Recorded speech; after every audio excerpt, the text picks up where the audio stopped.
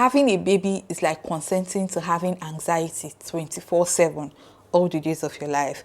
Because tell me why I am always on edge and looking for solution to one thing or the other. Like, I am always Googling stuff, and thank God for Google. God, whoever invented Google, who are they?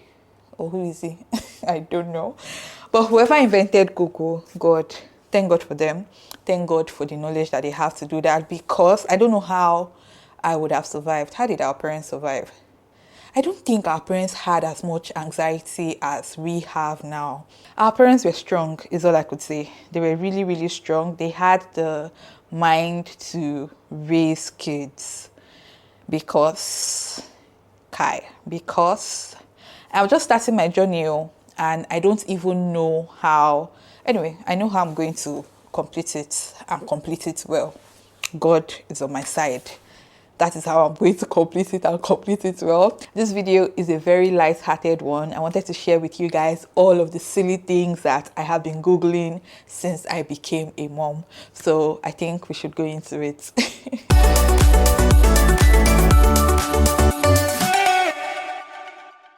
I have two phones. I've been using this one for a very long time, and I used it up. I still use it now. But the point why I'm telling you guys that I have two phones is because my Googling history started from this one. I had this one from when my baby was like a newborn to maybe 3 to 4 months. So this was my primary phone, and then I got this one and I started using the both of them together. So all of this to say, we are going to be going through the history of the two phones. I usually don't clear my browser history, so I'm hoping that I still have a lot of the things that I was Googling on there. How do you go to history? I'm on my phone, but side note, I'm finding that as I grow older, I'm not that old though, all this technology thing is beginning to confuse me, and I don't know if I should be worried, because I am not that old and it shouldn't be that hard to like find things. But I'm beginning to realize that I no longer have patience to be figuring out new things, which is why Instagram has just been one thing that I want to do but cannot do, because I cannot be keeping up with algorithm that changes all of the time. Just do something once and let it go. Which one is we have to be keeping up? It's like, don't you know I'm old? Okay, yeah, I found my browser history. So we are going to scroll. Okay, let me just scroll and then tell you guys as I find it, okay? Man, nobody had better see this chat history. I'm just looking at the things that I Google and I'm like, Chineke, when did I think of this thing to Google it? Wow. Oh, okay, I found one. What is cryptic pregnancy? I honestly cannot remember while I Googled this, because I didn't have a cryptic pregnancy, but it was probably something that I read or saw somewhere, and I Googled it. Like I said, there were a lot of things that were going on in my head. And because I've had something go wrong in pregnancy before, I just was scared about things, I guess. Let's see another one. Can babies eat ketchup? I Googled this one specifically because I was thinking that there's sugar in ketchup, and your baby isn't supposed to eat sugar until they are 1, I think, or maybe even 2 years. I'm not sure. But sugar is not something that you introduce to your baby's diet until later. So we were going to make shawarma, or I was going to make shawarma, and I was considering whether it's something that my baby was going to eat or not. So I Googled it, of course. And in case you are wondering, the answer is yes. Your baby can eat ketchup if they are 1 year and older. I think that was the result that I got from Google, because she ended up tasting some of it. She didn't like it, but she had some of that. Then when can baby start eating seasoned food? Again, it's in the line. I think this is the winning period, which we are currently in. So there's a lot of questions about seasoned food.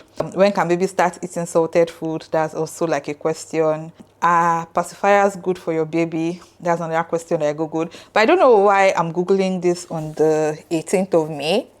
That's what is in this history, because my baby did not really use pacifier like that. We used it on the day we were leaving the hospital. We used it a few times at home when we go back from the hospital. But after a few weeks, I think, okay, maybe second month is when we stopped that. So this thing is not going past the 18th of May. Who knows the reason why? Does your browser automatically delete your history? If it does, then God, this video that I'm filming, you guys see that I did not plan this. I just thought of it and I just sat here to film this video. It's not producing anymore. So let's switch over to my more recent phone. Guys, anytime I have my makeup on, my phone does not recognize my face. Is that not discriminatory act? Who do I sue? Who do I sue for that? This is a newer phone, so I'm hoping I still have all of my history. No, this one is about Kindle, Love Island. I'm actually just realizing that this browser history is connected to my laptop, which means that everything that I've been searching on my laptop, I can actually see here, which is like wild to me. Because why? Do you know how long I would have to scroll to get to actual things? Because my laptop is work, school, I click on links all of the time. So it just leads from one place to the other, one place to the other. Like, what the... I cannot say hairy. What the hell? I can actually search. That's a good feature. So you can just input, can you guys see? You can input a search term and you can search. I just put in baby and a few queries that I've made that had that word come up. That's interesting. My baby has a stuffy nose. How can I help them sleep safely? I think that one is self-explanatory. She was having a cold, her nose was stuffy, she was finding it difficult to breathe, especially at night. So I had to find a solution for it, preferably like a home solution. I think we ended up giving her a syrup and vitamin C and did sort of like a hot, I don't know what to call it, but like there was something that we bought from the pharmacy to put in the water so that she breathes in to clear her nose. Eventually that worked and yeah. Fever in baby 10 months.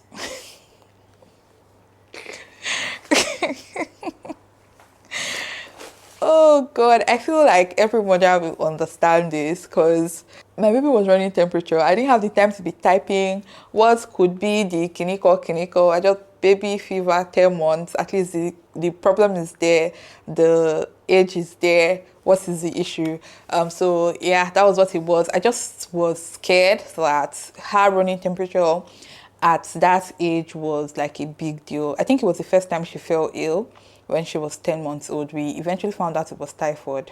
Eventually, we had to take her to the hospital for that one when the fever was not coming down. We had to find our way to the hospital. They ran some tests and then found out she had typhoid, which we had to treat with antibiotics and, you know, all the yada. But she eventually was fine, obviously. I feel like my browser history is just filled with like serious stuff. I wish I had my newborn stage Google history. I think that would have been a lot more fun because I was so clueless. Like, I was so clueless. I had to Google every single thing. How much food does she eat? Is she supposed to be sleeping this much? When is she supposed to be turning? Is her head supposed to be too soft? Can I do this to her? Can I do that? I Googled a lot of things. Google was my teacher, especially at night. Especially at night when you are up breastfeeding or trying to burp them or trying to put them back to sleep. You're just idle doing nothing. So I was just always scrolling and Googling things and just scared generally. I know I Googled one time about SID, sudden infant death, because that was my biggest fear at the time. The fact that your child can just die and you cannot explain it. They say it's suffocation when a child dies suddenly, maybe something obstructed their airways and you just cannot tell by looking at them, maybe because of the way that they are lying down, or it was a lot. So I was up most of the nights just making sure that she's breathing well. I still do it now. Even sometimes I make sure that before I go to bed, I check and be sure that she's breathing on her own before I go to bed. So that was like a big fear. So I was always Googling what SID is, how to prevent it, at what age do I have to stop worrying about it. I was Googling a lot. And also for my own health as well, I had I don't know whether I should call it preeclampsia, but that's what it is. But I only developed it after I had my baby, maybe about 3-4 days after I had my baby, that was when I had my own, not while I was pregnant. So I was googling things about my blood pressure, the medications that I was given, remedies, when I should be worried. There are a lot of things I was just googling and googling around that period. So I wish that this phone still had that, or I wish that maybe it's just me being technology deficient again and not knowing how to bring that up. But I wish that I had that history. That would have been a lot more fun, or maybe to just bring back trauma. Yeah. This one is very, very funny, and it happened very recently. I googled, is it normal for my toddler to poop water? And I laugh now, but I was so scared when it happened. And I knew it was water because I was changing her, and then she just pooped and it was water, like clear water. And I did not understand what that was. Like, why are you pooping water? That day, I was just so worried and confused that there was something wrong with her. I was so scared when it happened. Like, when she pooped water, I had to jump up and like look at it. Was clear water. I've never seen that one before. It's a different thing when you're like, your baby has running stomach and then they just poo very watery, yellowy poop. I think it's obvious that they have running stomach, something they eat isn't sitting well or something. But to poo water, it was just so confusing. I've never seen it before, even as an adult. Like, I've never ever seen that before, and I had to Google it. And Google said it was normal. But even though Google said it was normal, I kept monitoring her poop and output to make sure that it did not happen again. Because if it happened, best believe I'm taking her to the hospital to go and find out what the issue is. Because I don't think that is normal for somebody to be pooping water, like clear water.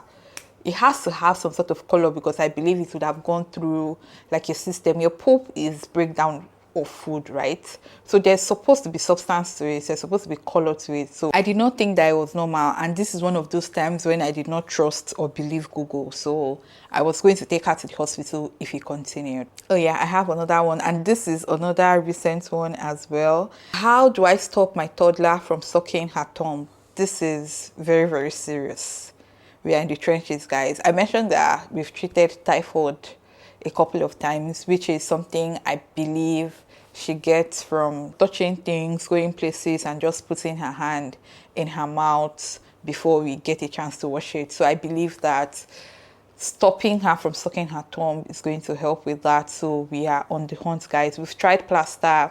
That didn't work. We've tried gloves. She sucked through the gloves, like so disgusted, like saliva everywhere. That did not work as well. The plaster as well, it was the same thing. So we did like different layers of plaster, and she just kept going at it until she removed it. So I'm looking for solutions, and Google is not helping as well. All of the advice that I'm seeing is to just allow them be, and that they will get over it eventually. Outside of the typhoid and getting sick from eating things around, I also feel like I don't want to have to be dealing with braces, which is something that sucking your thumb can cause for a child. Like, it shifts their gum, and if we can avoid that, I think that we want to. Not I think, I know that we want to avoid that, because if it's avoidable, why wait until it happens? So we are on the hunt for solutions to stop her from sucking her thumb. So if you have any solutions, please let me know in the comment section. Nothing cruel, please.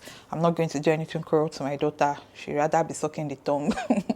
But any like remedy, homemade things that we can do to just help, please let me know. I want to try bitter leaf. I haven't gotten bitter leaf, but if I try bitter leaf, if I see bitter leaf or aloe vera, I'll probably try that. But I feel like she's just going to lick it until it's done. But I'm going to try everything that I can to help with that. That's it for this video, guys. I hope that this was a cool, fun way for you to step down today. I just hope that you found this video fun. It was supposed to be lighthearted, funny, just something to ease this our very stressful motherhood journey. I would appreciate it if you share with me in the comment section what's the funniest thing you have Googled as a mom, is the funniest things you've Googled since you became a mom. Let me know in the comment section. Do not forget to give this video a thumbs up if you enjoyed watching, and subscribe to my channel if you are not yet subscribed, and I'll see you guys in my next video. Bye bye.